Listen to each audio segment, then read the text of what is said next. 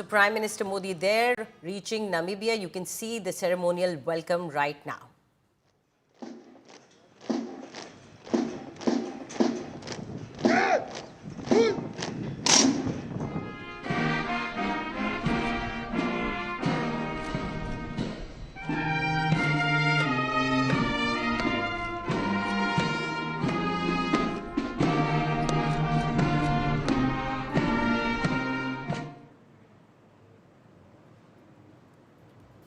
So there you see visuals of Prime Minister Modi in Namibia. This is the last leg of his tour.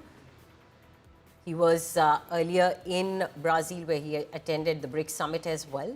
And now he is in Namibia where you're seeing visuals of the ceremonial welcome.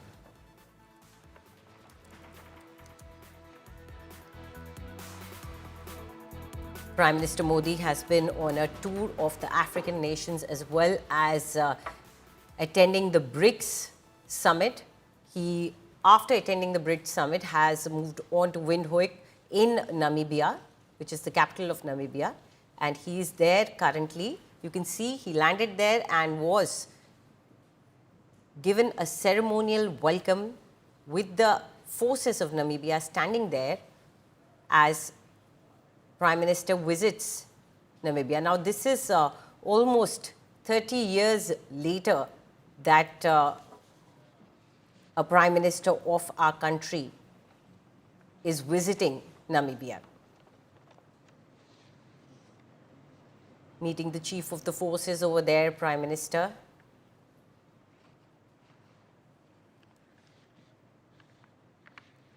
It is Prime Minister's first ever visit to Namibia, but it is after 30 years that an Indian Prime Minister is visiting Namibia.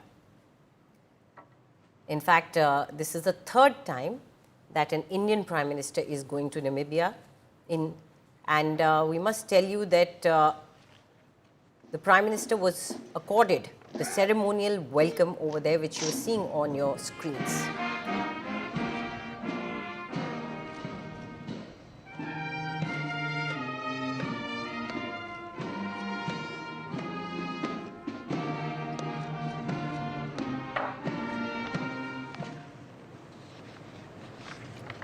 Now, this visit, of course, has an intention to strengthen ties, diplomatic ties with the African nation, and also to expand the avenues of cooperation between India and Namibia. Prime Minister Modi has been focusing on African nations, bringing them to table, as he always says, that now it is time for a new world order, and many from nations that have not been considered important enough by the Western powers have been left voiceless.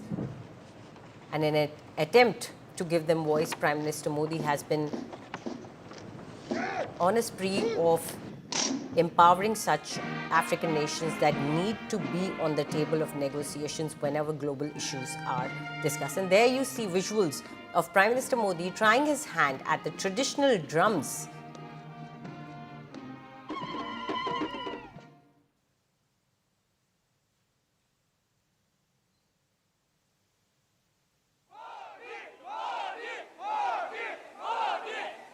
Now, for more on this, let's cut across to India Today's Pranay Upadhyay.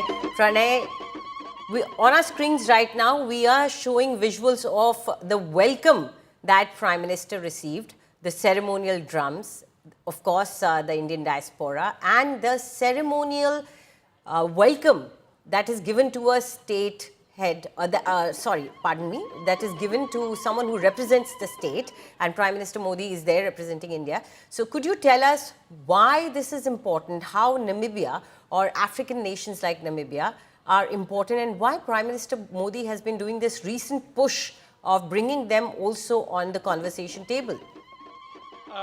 Very pertinent question, Anjali. Prime Minister Narendra Modi, if you see the trajectory of his five-nation tour, he is visiting the African continent for the second time. While traveling to Brazil, he had made a stopover and a bilateral visit to Ghana. Then he went to Trinidad, Tobago, Argentina, and Brazil. And thereafter, while coming back, he's paying this visit, a bilateral visit, and that too, the connection or the visit is happening, a bilateral visit after 27 years. Any Indian Prime Minister is visiting Namibia. Namibia is an interesting destination for Prime Minister Modi's visit because with Namibia, we are looking at the energy cooperation. Uranium export from Namibia is likely to India.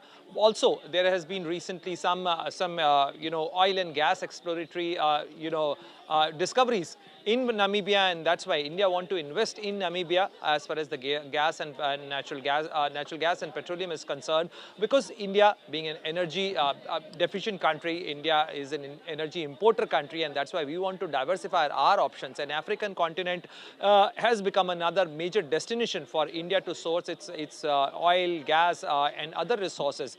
So clearly, from the energy point of view, it's an important area. But see the color, the kind of vibrancy you are seeing in Prime Minister Narendra Modi's visit to Namibia, you can make out that it has been a very vibrant and a very lively relation between India and Namibia. There is a very historical instance and a fact, Anjali, that the Namibian mission in India started much before the Namibian independence. So this is the kind of relation we have expressed our solidarity as a nation. With the Namibian independence, Prime Minister Narendra Modi paid a visit to the Heroes Monument to pay his regard to the fallen heroes of Namibia. And we have seen that in terms of culture, in terms of historical ties, in terms of people-to-people contact, we have our vibrant Indian diaspora in Namibia, and even we have a wildlife connect as well. Anjali, you would recall that India sourced the project Cheetah. The cheetahs were brought from Namibia. And there is a likely announcement during Prime Minister Modi's visit that Namibia may join India-supported Big Cat Alliance. So these are the important things which are likely during Prime Minister Modi's visit. Besides that, there are some important areas in terms of the defense cooperation. Namibia has expressed interest in buying some of India's defense equipment. So that's why on that count as well, Prime Minister Modi's visit will be very important for forging the more stronger defense ties, defense relationship, defense procurement from Namibia. And also the uranium procurement, what India is looking at, the energy supply from Namibia. So these are the broad contours of Prime Minister Modi's visit in terms of the tangible deliveries which India is looking at. But besides that, you can see the colors, the 21-gun salute and a guard of honor given to Prime Minister Narendra Modi during his his state visit. And also Namibia is likely to accord Prime Minister Narendra Modi with their highest civilian award as well. Right. Also, if you look at it, China has also been making considerable inroads as far as Africa or Namibia is concerned. They also have ties dating back to their independence. And in 2018, there was also some sort of strategic tie that they made together. So now, considering that, this visit of Prime Minister Modi will be very important to counterbalance China's influence there. Anjali, even the African continent and African nations are also looking at the diversification of their strategic ties. They are also welcoming about India and partnering with India. We know that with Japan, India and Japan promoted the idea of Asian Growth Corridor, the development of some ports in Africa. India shares a historical tie with the African continent and the African nation, be it Namibia, be it Ghana, be it Ethiopia. So all these nations want to forge better ties with India and thus with a stronger relationship. As far as the minerals are concerned, as far as the natural resources are concerned, Africa continent is very rich in natural resources. We know that countries like Congo, the countries like Ghana and Namibia as well, these are the countries which have good natural resources, and China has invested a lot in these countries. Right. And especially for the critical and minerals and rare earth metals. Absolutely. Thank you very much, Pranay, for all those details.